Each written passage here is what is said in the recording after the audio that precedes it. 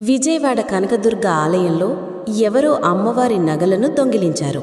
ఆ సమయంలో కొందరు ఇలాంటి దొంగతనాన్ని కూడా ఆపలేకపోతే అమ్మవారికి శక్తి ఉందా అని అనుమానపడ్డారు.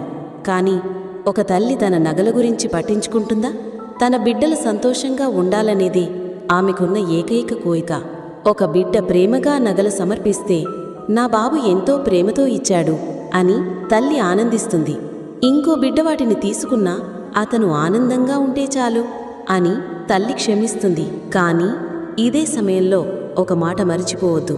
అమ్మవారు క్షమించినా కర్మ మాత్రం క్షమించదు.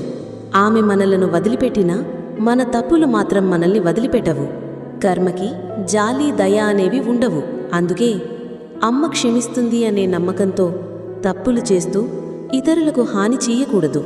ఆమె తల్లి, కాని ధర్మాన్ని కాపాడే ఆదిశక్తి కూడా.